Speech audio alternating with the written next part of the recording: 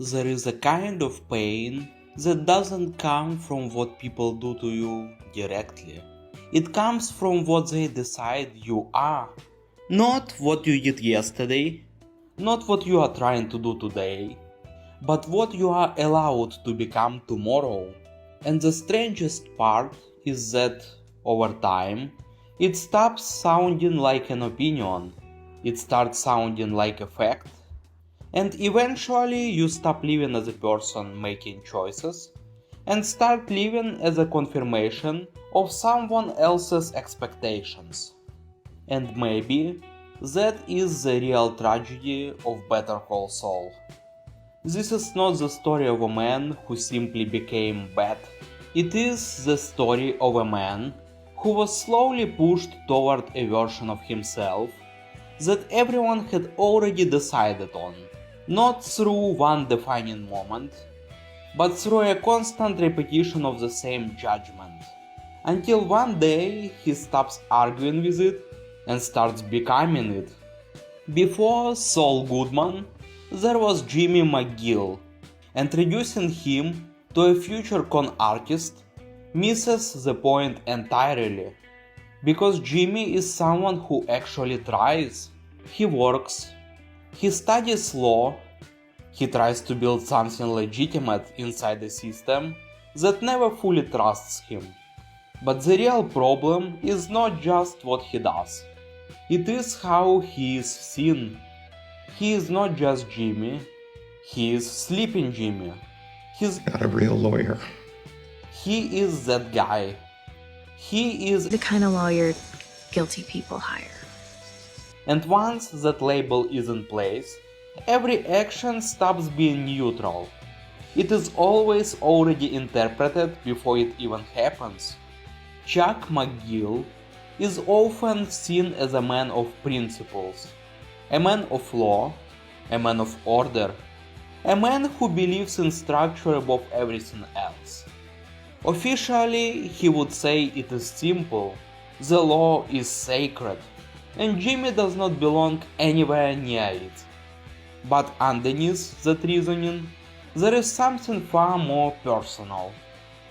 Chuck does not just disagree with Jimmy's behavior, he holds a deeply prejudiced attitude toward who Jimmy is, not because of isolated actions, but because of history he cannot separate himself from.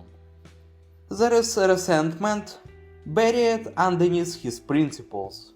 Resentment over their mother's final moments when she called for Jimmy instead of him. Jimmy! No, Mom. It's me.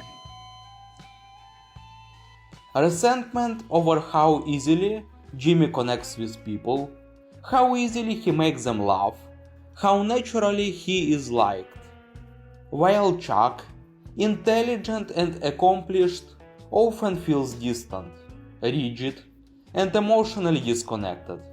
And this creates a quiet contradiction, because Chuck is not simply reacting to Jimmy's actions. He is reacting to a fixed version of Jimmy that he has already decided cannot fundamentally change. And if that version turns out to be wrong, then Chuck would have to confront the possibility that his entire judgment was never as objective as he believed. And this is where something subtle but destructive begins. Jimmy is no longer judged by what he does.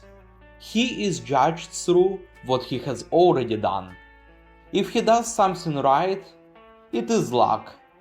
If he does something wrong, it is expected.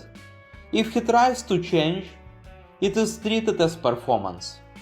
Everything about him is filtered through a biased framework that is always already in place. A framework biased against the idea that he could ever be fundamentally different. And in that world, effort slowly loses meaning, because no matter how much behavior changes, interpretation stays the same. And at some point, a new question starts to replace the old one. It is no longer, how do I become better? It becomes, Why should I become better if nothing ever changes how I am seen? Because if every attempt at improvement is filtered through the same perception, then improvement stops being a path forward. It becomes just another performance inside a fixed identity. And then comes the moment that defines everything. You've never mattered all that much to me. What a cruel thing to say to your brother. It's not just rejection, it is erasure. Because it does not only deny the present relationship, it rewrites the past as something insignificant. Everything Jimmy believed about their bond, everything he built his identity around, everything he thought had meaning, reduced to something that was never truly real. And in that moment, something breaks that cannot be repaired through effort anymore. Because you cannot prove your worth to someone who has already decided it never existed. And the deeper consequence of that moment is not emotional, it is structural. Because the idea of change itself begins to collapse.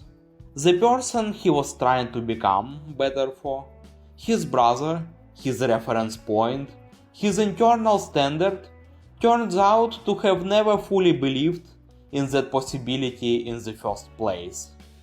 Until that moment, Chuck was not just family, he was direction. He was the reason Jimmy was trying to be better at all. But you're the one who made him this way. He idolizes you. He accepts you. He takes care of you. And all he ever wanted was your love and support. But all you've ever done is judge him. You never believed in him. You never wanted him to succeed. And when that reference point disappears, the motivation to continue changing disappears with it. And then, there is an even more ironic layer. Because Chuck also tells Jimmy, in different words, So stop apologizing and accept it. Embrace it. Frankly, I'd have more respect for you if you did. and in isolation, that sounds like advice for growth. But in reality, it lands differently. Because Jimmy has already learned something else, that every attempt to become better is treated as artificial. So eventually, the only stable identity left is the one people have already assigned to him. The shift into Saul Goodman is often described as a downfall, but that is too simple. It is not a fall, it is consolidation.